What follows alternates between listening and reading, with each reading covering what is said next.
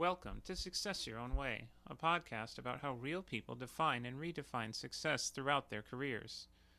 Hosted by Tina Schuricht and Yifat Rogers, this show features candid conversations with guests who've made intentional choices, navigated change, and built lives aligned to their values. Their guests share their stories as well as strategies and tactics that help them along the way. Tina's a certified coach and a former corporate leader who supports professionals in making confident, values-driven decisions. Yifat is a consultant with a background in food science and engineering, helping people solve complex problems with a practical, no-nonsense approach. Each episode offers inspiration and actionable insights for anyone rethinking what success looks like in their life and how to get there.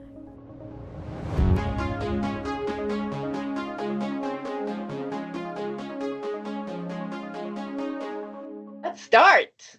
Okay. Hi, Andy. Hi, everyone. Hopefully, this is the very first episode of Success Your Own Way. Real insight, real stories, real insight. Tina and I got together to put together this podcast that's really sharing with you, our listeners, our audience, different success stories, different path to success, we're going to bring different guests that will share what their definition, how they define, how they redefine, what path they're taking to their own definition of success. We can hopefully inspire and help you a little bit as you're navigating career challenges and just building your own path to success. You can hear more about Tina and I in some small reels that we're going to share with you, but we really want to just jump right in with our very first guest. I will turn it over to Tina to introduce Andy. That's amazing. Thank you, Yifat. Today we are joined by Andy Nelson. He is an ICF-certified executive coach. ICF stands for the International Coaching Federation. He's got decades of leadership experience at Fortune 150 companies. He's coached leaders across industries, including myself, from healthcare to tech, and helping them really focus on building their own resilience, authenticity, and confidence.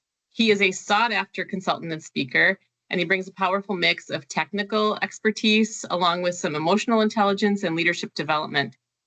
Plus, he's a stage 4 cancer survivor and thriver. And so Andy's journey adds a unique depth to his coaching. We are really excited to get right into it with Andy and have a really great conversation about leadership growth and transformation and hear more about his story. So welcome, Andy. We're glad to have you here. Oh, thank you so much, Tina and Yifat. I'm just really excited to be here. I'm just feeling the power of all of our experiences, actually all three of us just on this call and or on this podcast, and excited for those who are listening as well to hopefully, I'm confident they will get something out of this experience as well. I'm really hopeful about that. Yeah, we are too. Well, why don't we start with hearing a little bit more about your story? I gave a little bit of a teaser about who you are and where you come from, but tell us in your own words, how did you get where you are today? Yeah.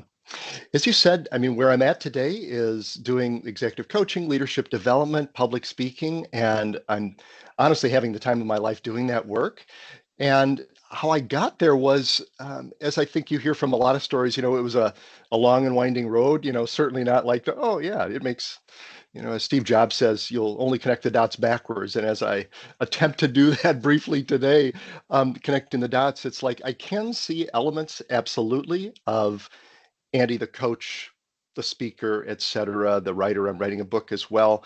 Elements of that even back to when I was a kid.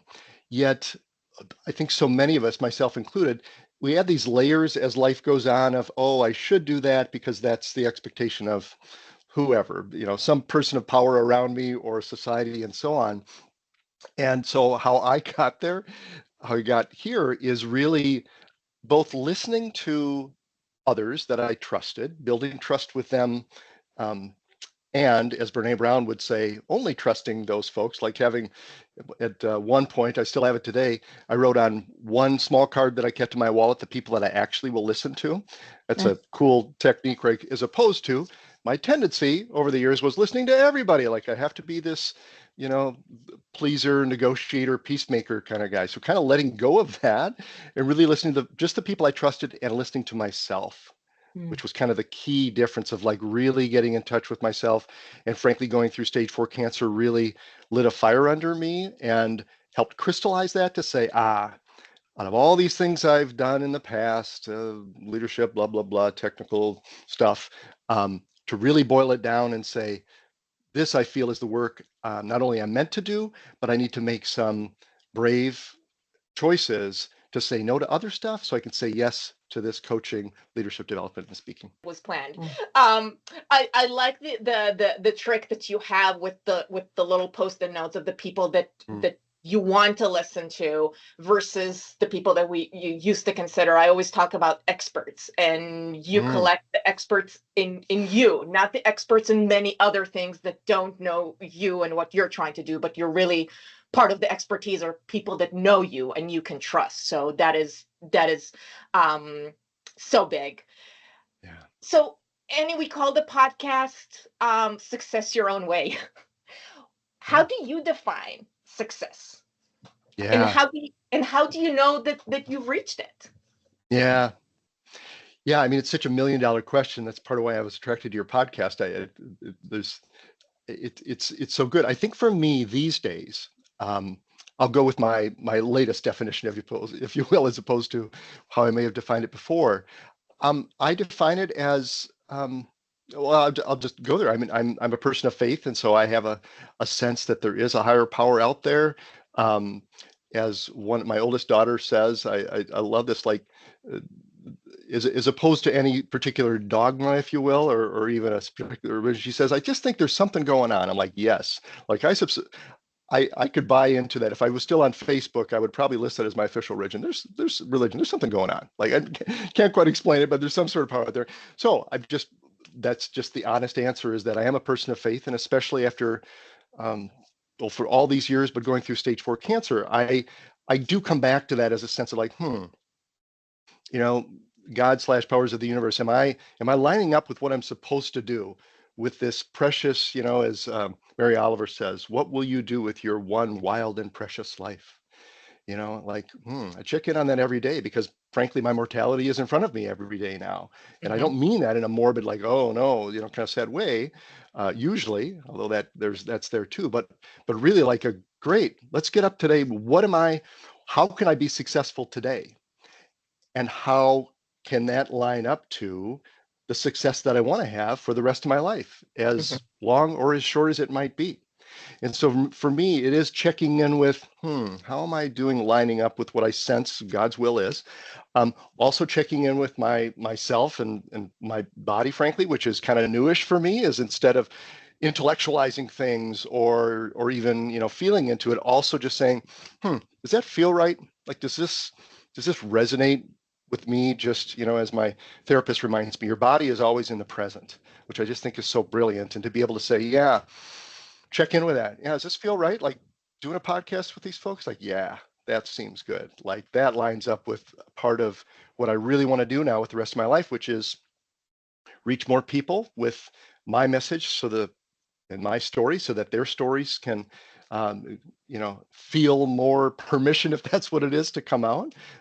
There's also, I can't remember if it's Brene Brown or somebody else who said that, when we share our stories, we give other people, and vulnerably, we give other people unconscious permission to do the same, right? And so I really want to do that. And the final thing I'll mention about success, I feel like this was a much more complicated answer than I planned on, but I'm okay with that. And hope your listeners and you are. What I would say is, coming back to that, the people on that small card, right? We are, part of what I've experienced, especially through cancer, is we're all so much more connected actually than I think we realize. I certainly felt that, and people tend to come out of the woodwork, especially when we're struggling, to support us. And those people who know me and support me and believe in me, and those people on that small card, I can check in with them, and when I'm not sure, and just say, I don't know, does this feel like anything? Or, back to something very present and realistic today, post something on LinkedIn. And it's not a perfect lineup, of course. We could make posts that go viral and maybe aren't so much in our essence. But if the people that I really respect are giving me comments back, or texting me, or saying, hey, I saw what you did there, it really resonated, that just helps that virtuous cycle that I feel about that as success for me. Wow, that is such a powerful answer. I heard you say, it's the whole person context as well as the support system that you have in place, and that you're constantly checking in with yourself, because I think we can all relate. Like, our definitions of success have really changed over time, depending on what's happening for us and what's happening to, with and for and to those around us. And so really being in the moment, I just, that resonates so well with me. In your previous story that you shared about who you are and where you got, you mentioned that you had to say no to some things. Mm-hmm. And so I'm curious, Andy, were there any things that you said no to that really propelled you to being able to say yes to those things that were most important to you? Mm. Yeah, great question. Yes, absolutely. And the couple examples come to mind, they're related, are, right around the time I got my stage 4 cancer diagnosis, a little over 8 years ago. As I've described to folks, and I'm happy to share here, I experienced that diagnosis as like a near-death experience, but in slow motion, where it's like, oh, I might die soon. And, so it just really helped crystallize for me, even though, of course, there was pain and challenge. I mean, our 3 kids were still just in middle school, and my dear wife suffered, greatly through that whole process. And yet one of the gifts to me was almost like a separation of like, this is important and this is not. Like, it just became much clearer to me, around what I really wanted to do. So what did I say no to? I said no to that stuff that was on this path of like, oh, that's not important. Like, when was the last time I flossed my teeth? When did I last wash my car? What's, how clean is the garage? What's my checking account balance? Like, no, not that. I don't care, right? I'm just trying to stay alive, for crying out loud. And I know I want to be a daddy. I want to do some music. I want to be the best husband I can be. Boy, and if dream come true, if I could do some more coaching, right? And so that, again, dichotomy or separation really helped me say no to, for example, I don't need to get a certain title at work anymore, right? And that's something I think for many of us, myself included, it's like, oh yeah, that's what I'll do. I'll get to the manager level, the director level, senior director, VP, right? And it's like, and that just, for me anyways, I experienced that more as like as we talk about as coaches sometimes, more of an ego thing than an essence thing, Yeah. And so to be able to start saying no to, and it actually came to me at one of I go on 3-day silent retreats, and it came up to me during one of those retreats where I'm like, I actually don't think I need to go for a specific title anymore. I just want to be more authentically me and help my essence get out there. And that was of saying no to. The other specific thing saying no to was this technical work, this technical leadership work. And I kind of laugh about it because I started saying no to that, just about the time of the cancer diagnosis, when I went through training for executive coaching at St. Thomas here in the Twin Cities. And I got clear with myself. I got clear telling the people around me. I worked with my coworkers at Target. Said, hey, just so you know, right? Like, happy to do this technical leadership thing, right? But I really, really love this coaching thing. I want to do more of that, right? And that came to a culmination. I want to finish telling you this one little tidbit that I think is kind of funny.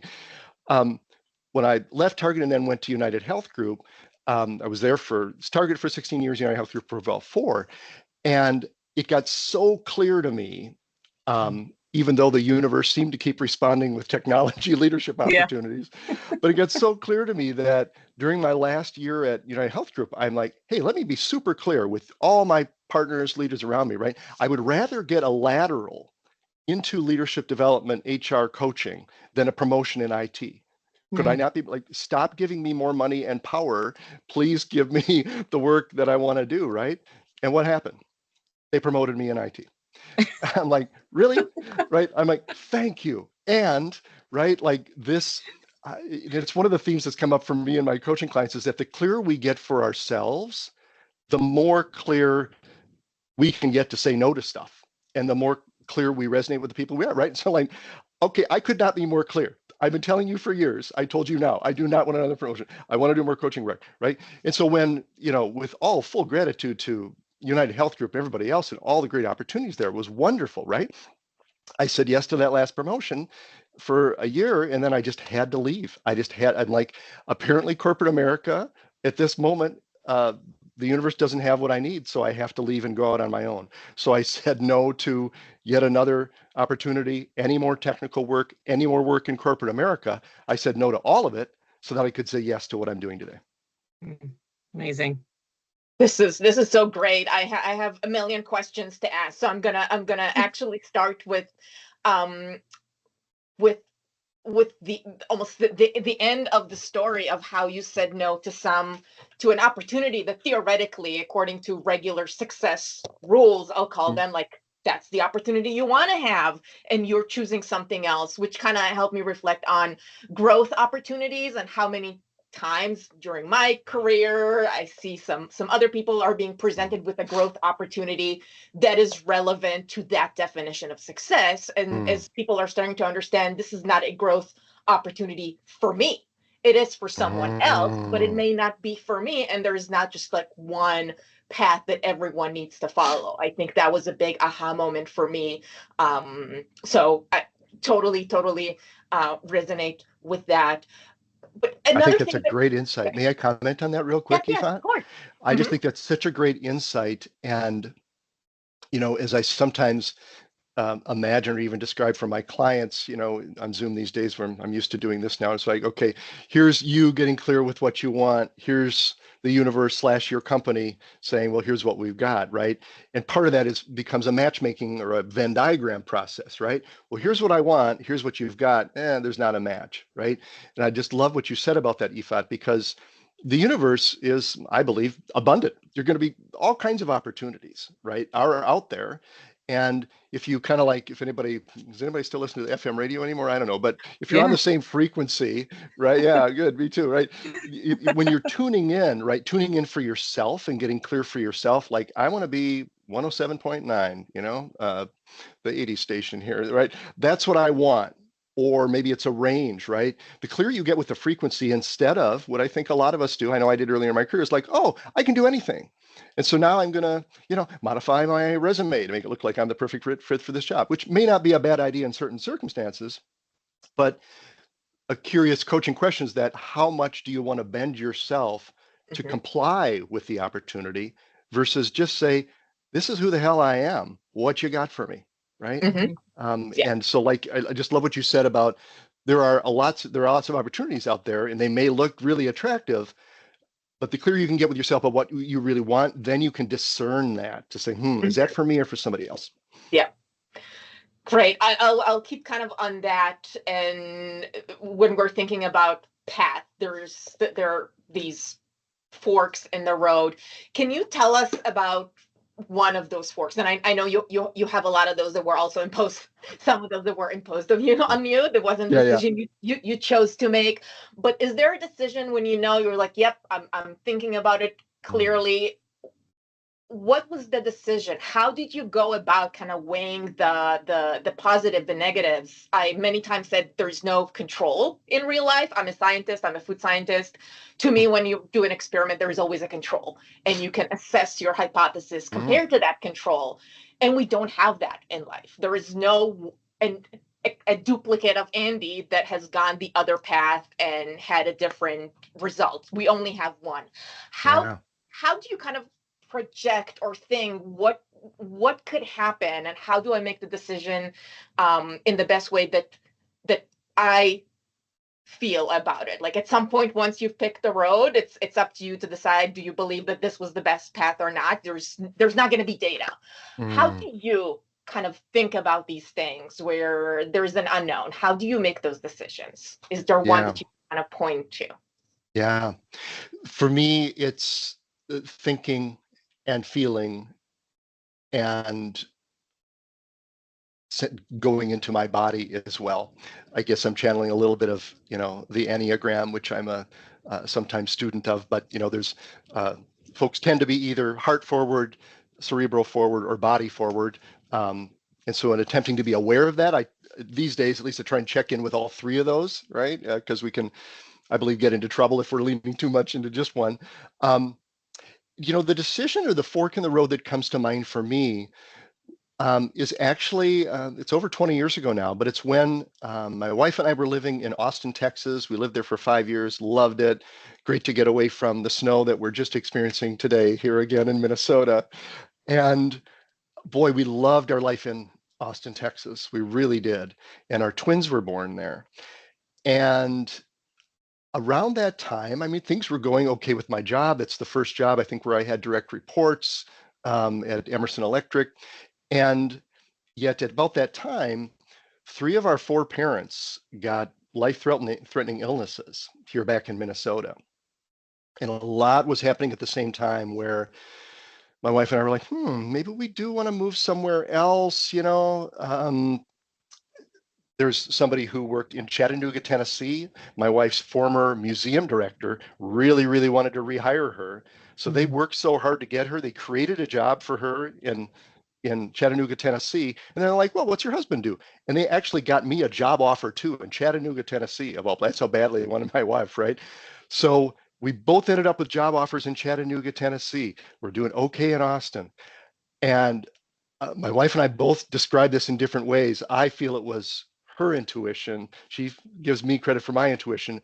But we came home the day that we both had those job offers, and we both just said, I think we got to turn them down and move to Minnesota. And that was a moment where my wife and I just really synced up. Again, we it's one of the things I think is secret to our marriage. We remember generously for each other who made the decision or who had the gut feeling here. I think we both did. But that was a crossroads that really changed the course of the next part of our lives, because we did move back to Minnesota, and it was frustrating and difficult for me to get a job offer. Who knows why? Part of me is like, really? Like, this felt so good. Why is this so hard, right? I'm just tons of, interviews and resumes and whatever. And it was getting down to like, wow, I actually resigned from my job in Austin before we had the offer there. And then within a week, I got 3 job offers. And I do believe, back to me, just my belief is the universe is abundant. And I think the universe responds to us making those decisive moves with courage when it really just feels like this is what we got to do, right? And it allowed us to come back to Minnesota and be with our parents. Thankfully, 3 of the 4 of them are still alive. My mom unfortunately passed away from ovarian cancer shortly thereafter, but we were able to be there with our families. And I think that was such a touchstone moment to say, yes, out of all these different things, job offers, et cetera, geography, it's great to think openly about those. And family is important to us. And raising our kids with a great schools district, which we were able to do here in Minnesota, and saying yes to those things, then just open up this wide world of like, you can't make this up. Like now, what a thrill for me to be in the Twin Cities, which is some sort of unexpected hotbed of executive coaching, apparently. I still don't know why, but it is, right? I have all these great coaches like, you two around me and others that we, yes, we're in competition, but it's also a co-opetition where we have this, I don't know what you guys feel, but this very much a supportive cohort of coaches around me where I get to do this work that I feel I'm just so meant to do. And now to still be alive and to have said yes and no to those things along the way and to be here now, it truly is a dream come true for me. That's such a great story. I love hearing that. It's funny how you listen to your intuition and then it gets hard, but you still know in your gut that it's the right move. And, the universe, as you said, delivers when you need it most. You also talked a lot about the people in your life and the support that you've received, both from your family and the people on your sticky notes that you trust. Are there any mentors, and if you would prefer not to name them, you're welcome to not name them, but curious, what sorts of attributes do your mentors bring to you to help continue to support you and help you feel the success that you do? Yeah. Well, I'm happy to name one. There's many of them, and one I would just name in particular is Annie Boyum. Ann Boyum from Target. She and I worked together. We both were in technology at a certain period, but she was about 10 years ahead of me in moving to leadership development and coaching. And now again, rewinding, I'm like, oh, when she and I met for coffee, she was coaching me, but I didn't realize that's what she was doing, right? But she was so good, and that's what a great coach does, right? You don't even realize that was such a great question. She helped me get clearer with myself. But, just to name some of the attributes that she has, that just still to this day blow me away. Number one, she gets me. She just seems to have this intuition that, this might be something that Andy would like. And as we say in coaching, both the support and the challenge. And she'll sometimes challenge me too to say, why not this? Or what's holding you back from that? And to be able to reflect back, as I kind of touched on earlier, oh, you're doing this, and let me tell you how that affected me, or why that just feels so Andy, right? I just love that. And it's, as I think about the gifts that keep on giving, if you will, right?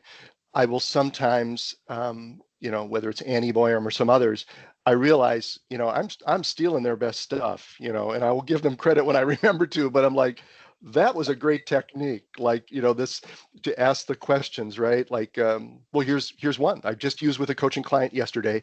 It's flat out stolen from Annie Boyum. Annie, if you're listening, I hope you're okay with this. I suspect you are. But, when you have a coaching client who's going for a job interview and promotion, to be able to say to them, yeah, this or something better. Just such a golden phrase. And especially as we all, I think, will tend to get attached, like, oh, this feels really good, I just got to get to the next interview. When you start to get that bad case of the just gottas, I just gotta, like, ooh, feeling the kind of the tightness there, right? Okay, yeah, seems to be going well. Nice job knocking out of the park on that last interview. This or something better, right? What are you learning about yourself, whether they say yes or no to the next level of interview? What are you bringing into that next job that you might interview at, right? To be able to take that step back, and it just feels like I just feel an opening up already, right? I can breathe more easily instead of like, oh, no, I got to get this job, right? So yeah, my mentors have given me their greatest hits, and I've incorporated them into my greatest hits unashamedly. I love that. I love that. Yes. I absolutely love that. Again, several things that are coming. One of them that I think you and I are kind of on the same wavelength on, there are the shoulds, and some of these things, even now that you're talking about, is like, what do you actually need or want? Because there are things that we need, there are things that we want. We need to be really honest with ourselves about what are the needs and not just the nice to haves. I need to work. I need to do laundry. I need to do any of these things. Then there's things that we want. I want to work out. I also need to work out, but I want to work out. I want to quilt. I want to do the hobby. And then there's that area of things that we really don't need to do or want to do, but we've been doing them. Those are the shoulds. So kind of like to your point, like, I should wash my car. Like, really? Why? Do you need to? No, it's gonna ride fine. Do you want to? No, don't do it. Exactly. Like, who says? Are they on your Brene Brown card? The people who said to wash your car? No, they're not. Yes, and this comes also with career and some of the things that the mentors can help us take a step back and really understand and listen to what we're saying.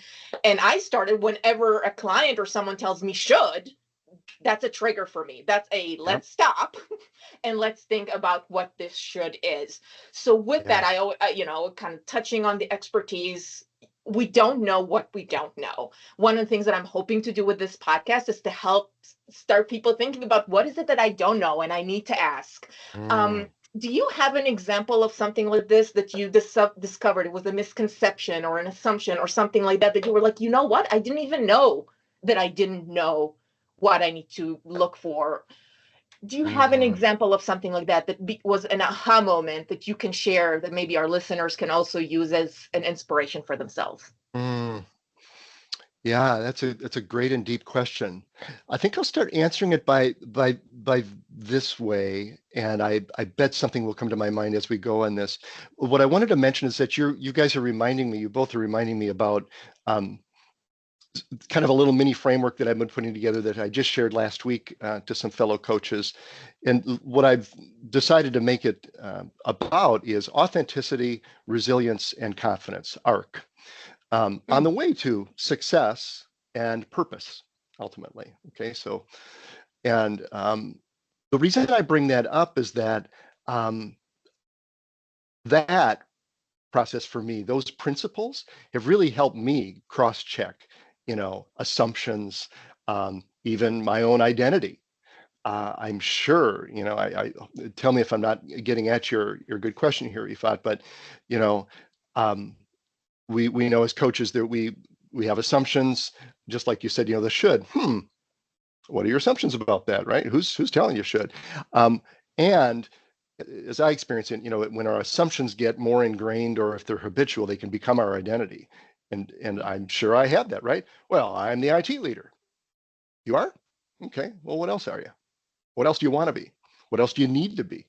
And that's the maybe most specific example that comes to my mind right now, is really shedding that, letting go of that identity and assumption and the should, because there is that should there. And here's just another quick example. For many of us going along in their careers, it's like, oh, you should get your master's degree, and full disclosure, I never got a master's degree. And even as I say that now, I'm a little like, ooh, I could feel a little risk of shame there. Like, I should have, like, why the hell not, right? And here's the reason. Because for me, as I was doing the IT leadership stuff, the typical societal expectation of a master's degree would have been a couple of things, either a master's in computer science or an MBA. And for me, neither one just felt like me. Like, I didn't want to become a master of computer science. Like, no, that's not me. Master of administering business? I don't think so. With no, I'm not throwing shade at anybody who got those, right? How great. I've been impressed by so many of those folks who have either of those degrees or more. But for me, it just didn't fit. So being able to say, no, not that. I'm going to test that assumption. I'm going to say no to that, even though, yes, there would be more, money, prestige, blah, blah, blah, all those different things that we, society would say, or we should go for. But for me, being able to say no to those and check those early on allowed me to say yes when it really came down to the importance of what's most important in my life. Okay, stage 4 cancer. I just want to stay alive, and I just want to be a coach. So that was a graduate school program at the University of St. Thomas. I did get a graduate certificate in executive coaching, and I just felt that in my body, heart, soul, mind, right? To be able to say, aha, that's it. And I felt it so strongly in that moment. I'm literally getting chemotherapy at the Mayo Clinic and on the phone with the University of St. Thomas, like, hey, I want to get in your program, right? That's what happens. That's what happened to me when I was able to say no earlier, checking in with myself, but then say yes in that moment. Like, no, it's important and it's urgent, like now. I need to do this right now. This is the graduate school program that I was meant to intersect with at this time in 2017. That is so powerful. You brought it full circle now, as we've talked about decisions that you've made and things you've had to say no to in order to say yes to other things. And I think time is one of those things that's just so finite for all of us. And saying yes to something is an automatic no to something else. And as you've reminded us, we it's the one currency that we don't know how much of we have, right? Time is just that thing. And so embracing the moment and doing what feels right and what you need to do, resisting those temptations to do things that are shoulds or maybe not aligned with who you are at your core or where you want to get to. Such a powerful reminder and framework, for those decisions in our lives. You've shared so much with us, Andy. What's next for you? What's on the horizon for you as you think about the future here? Yeah. Well, I'm super excited to continue my executive coaching work and leadership development work. And I have a couple other irons in the fire, as they say, that I'm really excited about. I've done work with my wife now. Her name is Michael Jean Nelson, and she and I have presented publicly about our cancer story, but it's about more than that. And we call it Begin Again, the Practice of Being Human. So you can find that out there on thepracticeofbeinghuman.com, I think is what you can Google it. And so we've done some live work. We're actually planning a full day retreat, April 26th on a Saturday, for folks to dig deeper into that work, because so much of life is beginning again. No matter what things happen, that good surprises, bad surprises, we can call them, but what do we do next? So that's one thing that I'm super excited about, and just what I'm just what an honor to still be alive and to be able to partner with my wife to do that work together. This is the first time she and I have ever done work together, and it just feels like such a full circle moment for us after almost 30 years of marriage. The other thing I have cooking is that I am writing a book, as I mentioned, and I decided to call it Survivor's Gratitude: The Gifts of Cancer, Clarity, and Connection. And because I am just, if I had to name one emotion, it's just grateful.